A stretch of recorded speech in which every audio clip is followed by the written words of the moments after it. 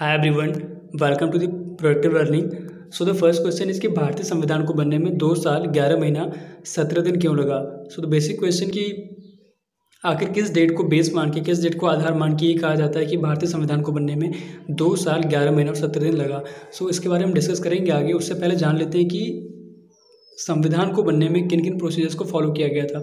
तो 6 दिसंबर 1946 को constitution assembly का फॉर्मेशन हुआ था। उसके बाद 9 दिसंबर 1946 को कॉन्स्टिट्यूशन हॉल में, जैसे अब पार्लियामेंट हाउस का सेंट्रल हॉल कहा जाता है, वहाँ पे फर्स्ट मीटिंग ऑर्गेनाइज की गई थी कॉन्स्टिट्यूशन असेंबली की, जिसमें सच्चिदानंद सिन्हा को टेम्परेरी प्रेसिडेंट अपॉइंट किया गया था। उसके बाद 11 दिसंबर 1946 को डॉक्टर राजेंद्र प्रसाद को प्रेसिडेंट कॉन्स्टिट्यूंट असेंबली का प्रेसिडेंट अपॉइंट किया गया।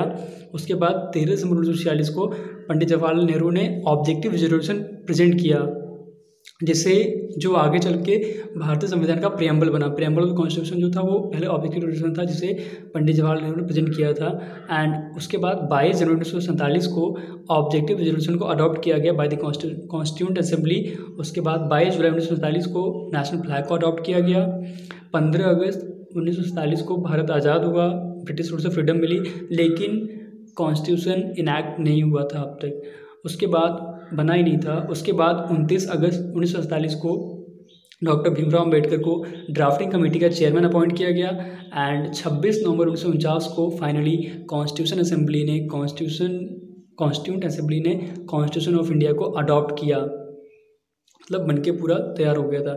उसके बाद 24 जनवरी 1950 को कॉन्स्टिट्यूशन को एक्सेप्ट किया गया with 395 articles, 8 schedules and 22 parts for complete enforcement. लेकिन 26 जनवरी 1950 को भारतीय संविधान को लागू किया गया पूर्ण रूप से, एंड जो इंडिया था वो रिपब्लिक ऑफ इंडिया बना। तो बेसिक क्वेश्चन ये था कि किस डेट को आधार मान के हम ये कहते हैं कि इतना दिन लगा। तो डिफरेंस अगर आप देखेंगे तो जो फर्स्ट मीटिंग जब ऑर्गेनाइज की गई थी कॉन्स्टिट्यूंट असेंबली की 9 दिसंबर 1946 को, उस डेट से लेके 26 नवंबर 1949 को जब भारतीय संविधान को अडॉप्ट किया गया, इस डेट्स के बीच जो डिफरेंस निकालेंगे तो वो आता है 2 साल 11 महीना 17 दिन। तो इस तरह से 9 दिसंबर 1946 जब फर्स्ट मीटिंग ऑर्गेनाइज की गई थी, तो उस डेट को बेस मान के ही कहा जाता है कि भारतीय संविधान को बनने में 2 साल 11 महीना 17 दिन लगा, और 26 नवंबर 1949 को ये बन के तैयार हुआ एंड कॉन्स्टिट्यूशन असेंबली ने इसको अडॉप्ट किया। जबकि इनैक्ट किया गया, इन्फोर्स किया गया पूर्ण रूप से, वो 26 जनवरी 1950 को। सो ये था first question. And the next one was कि dominion of India and republic of India क्या डिफरेंस है। तो पहले देखते हैं मीनिंग क्या है। डोमिनियन मतलब कि ऐसी ऑटोनोमस कम्युनिटीज़, ब्रिटिश रूल जब हुआ करता था, ब्रिटिश एम्पायर था, तो उनके अंदर ऐसी ऑटोनोमस कम्युनिटीज़ जो जिनको फ्रीडम तो थी लेकिन वो नाम मात्र थी, और वो ब्रिटिश मोनार्क के अंडर में अपना रूल चलाते थे, गवर्न करते थे।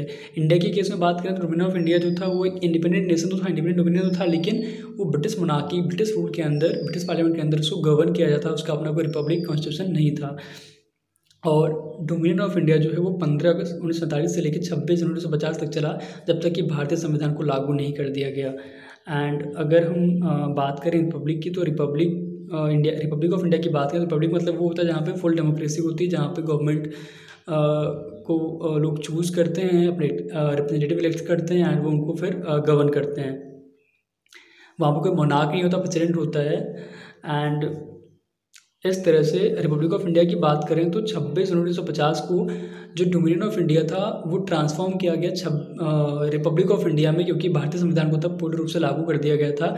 एंड यहाँ पे ब्रिटिश मोनार्क का एंड हुआ, एंड इंडिया में पूरी तरह से डेमोक्रेसी आई, एंड प्रेसिडेंट अपॉइंट किए गए डॉक्टर राजेंद्र प्रसाद।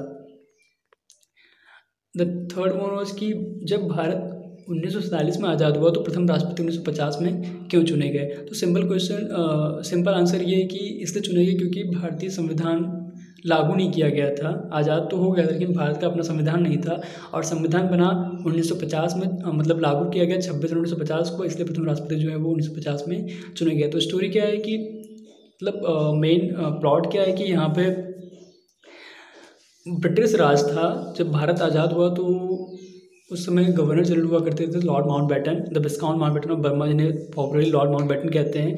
वो भारत के पहले और आखिरी ब्रिटिश गवर्नर जनरल बने। इंडिया इंडिपेंडेंट तो हो गया था लेकिन वहाँ अपना कोई रिपब्लिक नहीं था, इंडिया का अपना कॉन्स्टिट्यूशन नहीं था, इसलिए गवर्नर जनरल की जो पोस्ट थी वो कंटिन्यू की गई। एंड पंडित जवाहरलाल नेहरू जो थे वो फर्स्ट प्राइम मिनिस्टर बने, एंड लॉर्ड माउंटबेटन जो थे वो first after freedom of India first and the last British governor general बने। 1948 में उनका अपॉइंटमेंट खत्म हुआ एंड उसके बाद चक्रवर्ती राजगोपालाचारी सी राजगोपालाचारी को लॉर्ड माउंटबेटन की जगह first and last Indian governor general बनाया गया। First and last Indian governor क्यों बनाया गया चक्रवर्ती राजगोपालाचारी को? इसलिए क्योंकि उनके बाद से इस पोस्ट को खत्म कर दिया गया एंड उनकी जगह प्रेसिडेंट आ गए। So the Chakravarti Rajagopalachari was the first and the last Indian Governor General of independent India, whereas Lord Mountbatten was the first and last British Governor General after the independence of India. तो and served until the Constitution of India was enforced. चक्रवर्ती राजगोपालाचारी को Lord Mountbatten के बाद India का governor general, independent India governor general बनाया गया और उन्होंने जब तक सर्व किया जब तक कि भारत की कॉन्स्टिट्यूशन लागू नहीं हो गया। 26 जनवरी 1950 को भारतीय संविधान को लागू किया गया पूर्ण रूप से एंड इसके साथ साथ ही गवर्नर जनरल का जो टाइटल था, जो पोस्ट थी, उसको अबॉलिश कर दिया गया, खत्म कर दिया गया एंड उसकी जगह पर प्रेसिडेंट आ गए। एंड उसके साथ साथ डॉक्टर राजेंद्र प्रसाद ने 26 जनवरी 1950 को भारत के स्वतंत्र भारत के रिपब्लिक ऑफ इंडिया के फर्स्ट प्रेसिडेंट के रूप में अपना कार्यभार संभाला। सो ये था तीनों क्वेश्चंस का आंसर एंड आई होप कि आपको ये थोड़ा इन्फॉर्मेटिव लगा होगा and keep watching. Thank you so much.